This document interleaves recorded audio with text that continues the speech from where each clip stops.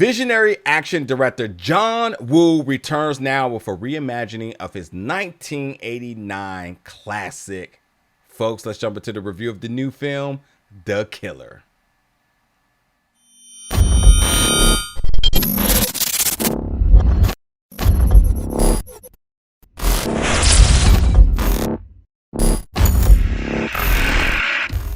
Hey, what's up everybody, and welcome back to the channel today for another review. And today we're going to be reviewing the new film The Killer, which is streaming exclusively on Peacock right now. How cool is it for you to be able to come back with a reboot or remake or just a reimagining of one of your classic films? And that film is The Killer. And if you had not seen the original version of 1989 Hong Kong classic, I would suggest do so, because listen, John Woo name and action films are synonymous with one another, and we have to talk about some of the greats and the likes of Face Off, Mission Impossible, Payback, Broken Arrow. And then if you're not no John Woo historian, recently you know the works of the film Silent Night, which, you know, I was a little whatever about, but nonetheless, I know a lot of people checked it out. But I think for what it's worth, whenever you hear John Woo name is attached to a project, you should at least investigate for yourself.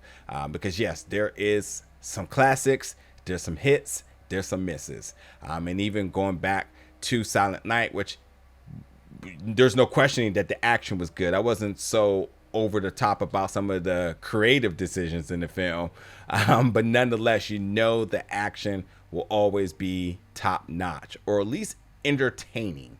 And that's where it comes down to this film, because, you know, with it coming straight to streaming, straight to Peacock, you wonder like, what was the decision behind that? I mean, there's enough names involved with this that screams the big screen. I mean, you got the producer of Oppenheimer. You got Emmy nominee Nathalie Emmanuel. You have Omar C. You have Sam Worthington. I mean, that alone is like, yeah, that seems like a big deal, you know. And I think that Nathalie is really making her name inside the genre of action with the Fast Saga, even Game of Thrones. And I would now champion her to be in more leads as an action star, because she did not disappoint in this at all. I completely bought into her being this Assassin Z. She's revered. I mean, she's like this infamous assassin that everybody fears, you know, and no matter how pretty of a face she has and how stylish she can be,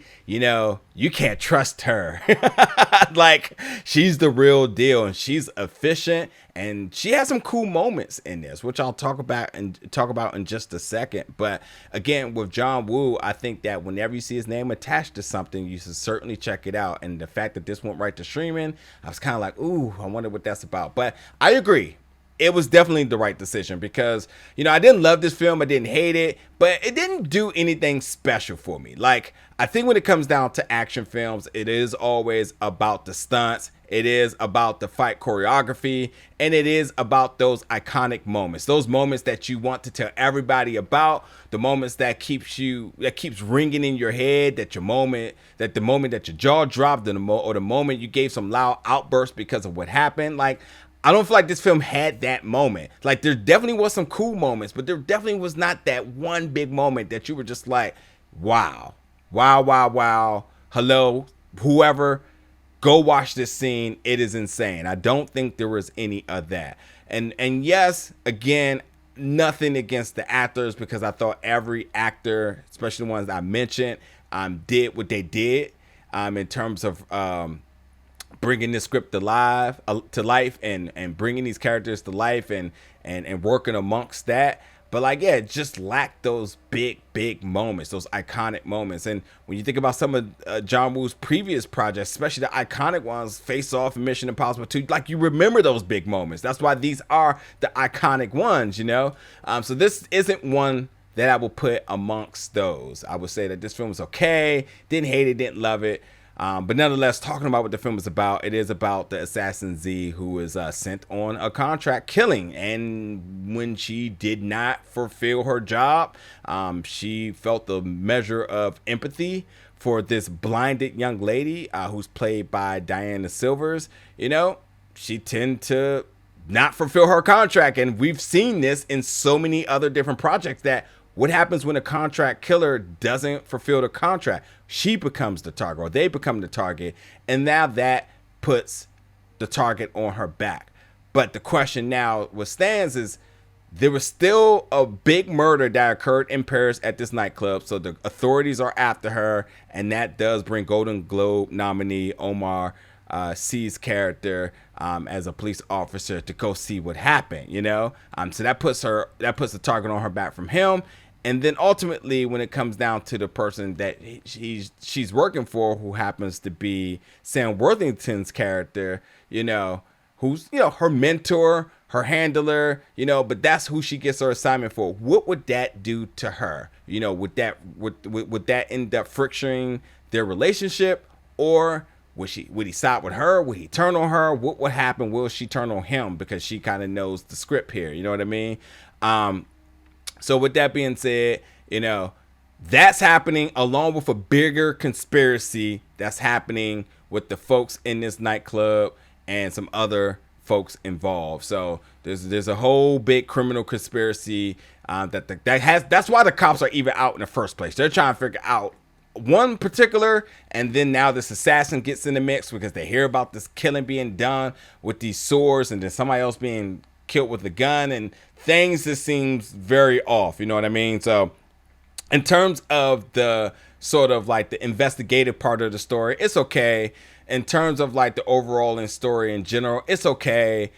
Even when it comes down to the blinded young lady, her story, and I will highly suggest that you research about how can one go blind before making assumptions here, because I already know somebody's going to say, oh, that's impossible, there's no way that can happen.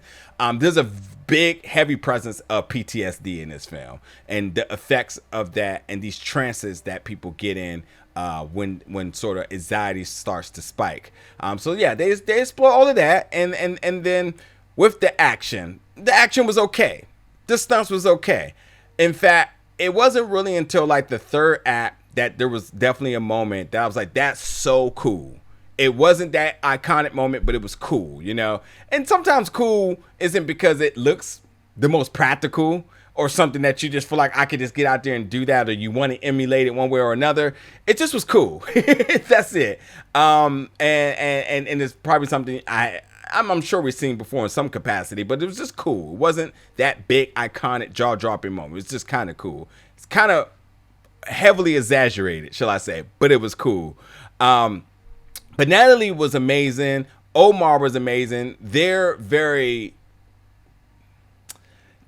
interesting dynamic between the two of them, was something that keeps you engaged. It's a little bit of cat and mouse, but then it ultimately comes down to a friend of my friend is my enemy sort of trope, and what kind of happens on that note. You know what I mean? So while he may be after her and she's just on a run, they may actually end up being on the same side because there's a bigger enemy out there. You know what I mean? So it's a web of secrets, who's truly a good guy, who's truly the bad guy, who's involved with this bigger overall conspiracy that has to do with some drugs being stolen. And obviously with drugs being stolen, that means somebody's not collecting the check that they were once expecting.